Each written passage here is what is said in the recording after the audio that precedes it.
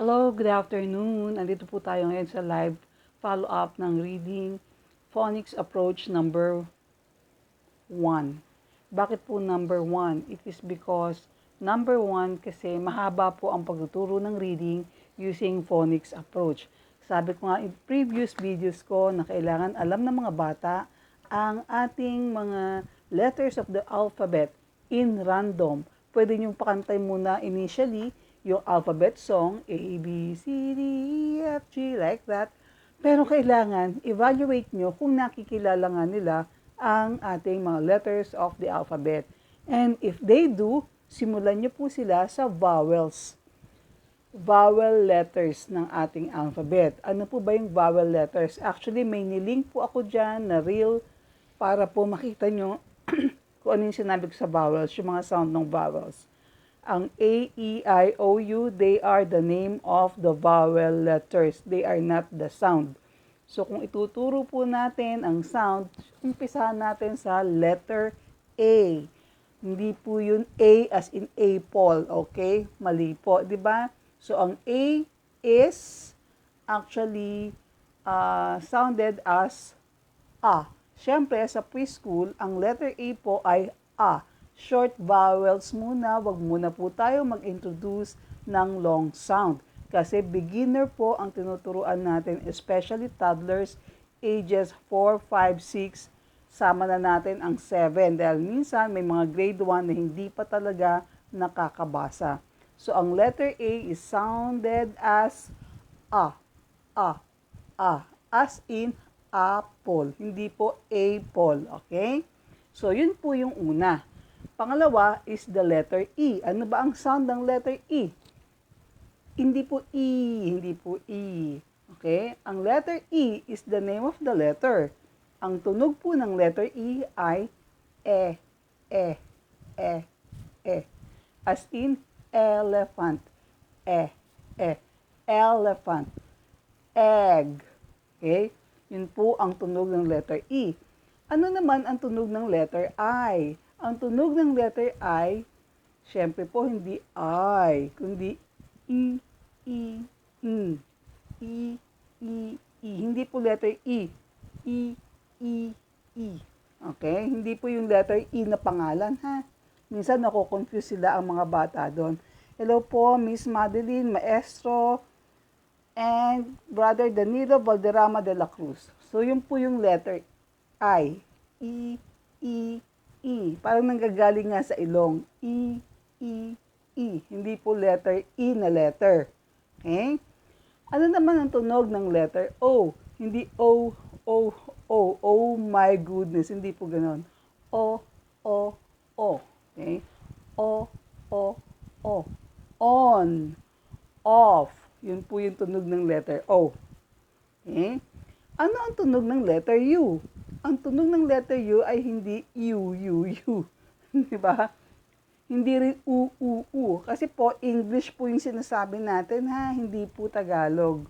Hindi po Tagalog yung tinuturo nating sound, kundi English. Okay? So, hindi po siya U, U, U. Tagalog po kasi yun, eh, no? So, mamili po kayo. Kung magtuturo kayo ng phonics, kasi po usually pag phonics, English po talaga. Pero pwede naman po kayo magturo niyan sa Tagalog, kung ano yung Tagalog na tunog niyan. Pero halos parehas naman. So ako po, lagi kong sinasuggest sa aking mga teacher, especially sa preschool, na mag-start sa English ituro ang sound ng letters kasi madali na pong i-incorporate sa Tagalog. Okay? So yung letter U po ay hindi U, U, U. Para kami ipit dito. Parang umbrella. Diba? Up, up, up. Hindi po up, up, up. Hindi po ganon. Diba? So, up, up, up. So, parang may ipit ka rito. Okay? So, yun po yung mga vowel sounds. Hindi naman po kailangan na ituro niyan in one day, ha? Especially kung toddler ang tinuturuan nyo.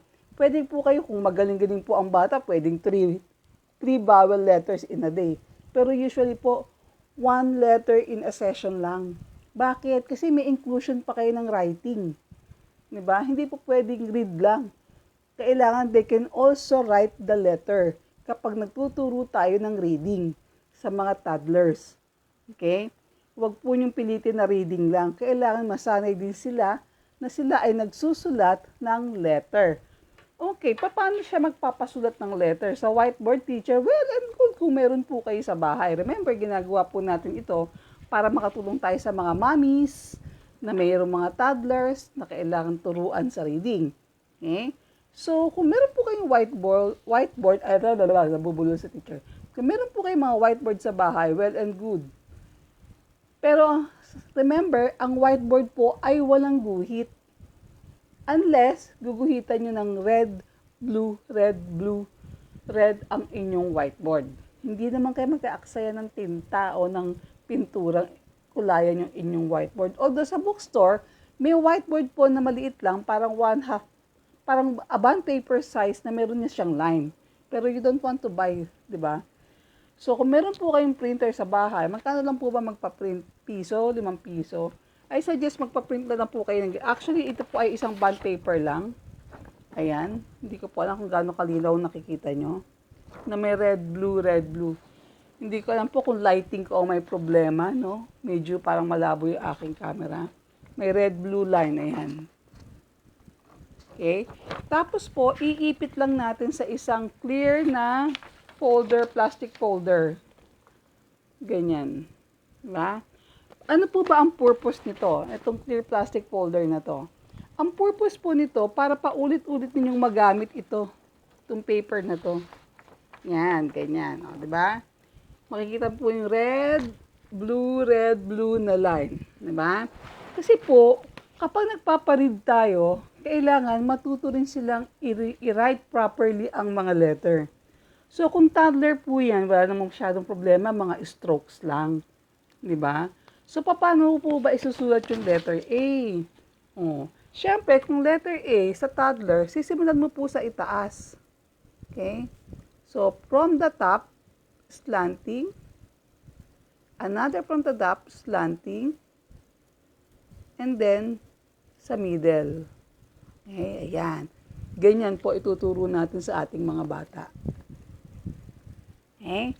So, bakit ko po sinasuggest na gumamit kayo ng whiteboard marker at saka ganito? Kasi, ito, pwede nyo pong erasein yung sinulat natin, no? Actually, mai-erase na natin.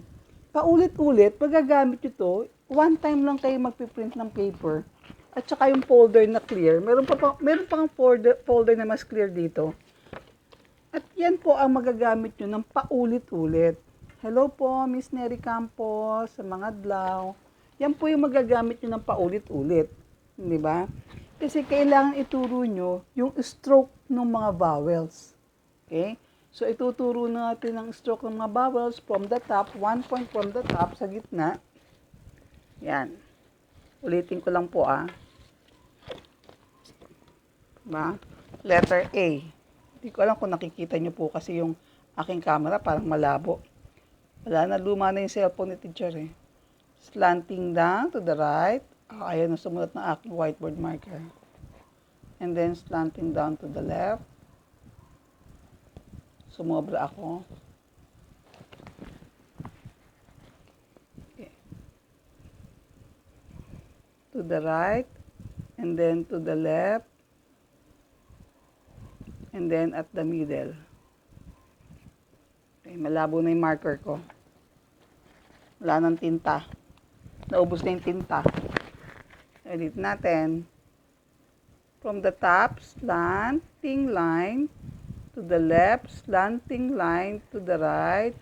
And then straight line at the middle. Ganun lang po. And then, pwede nyo pong erasein. Diba?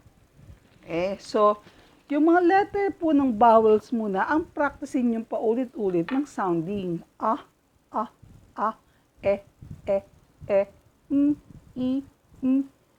o, and Okay? Ganun po yung pagpapractice ng sound sa vowels.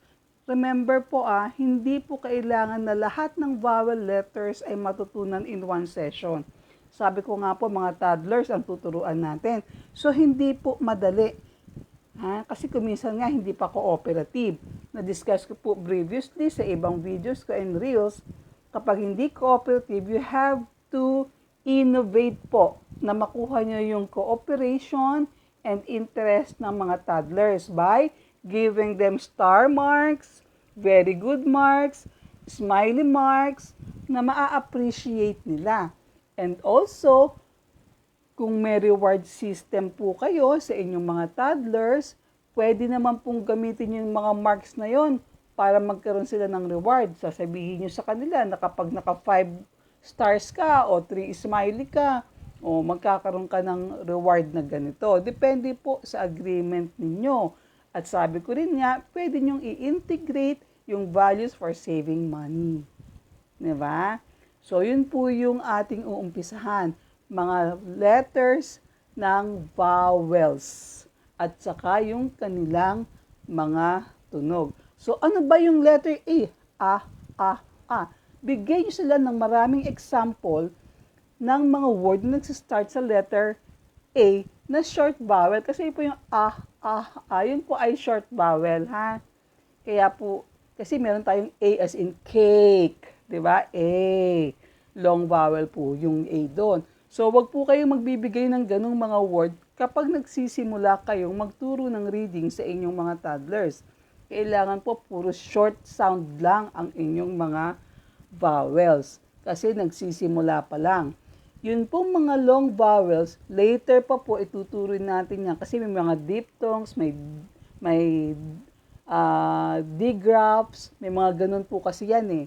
So, hindi po pwedeng basta ipasok mo sa kanila nang hindi pa nila recognize ang sound at hindi pa sila nakakapag-blend ng dalawang sound ng letters.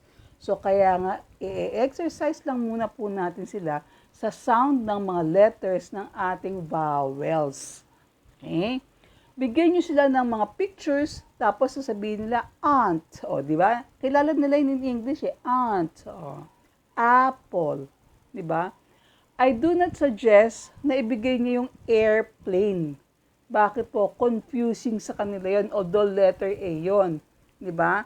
Kasi nga, it sounds like long vowel.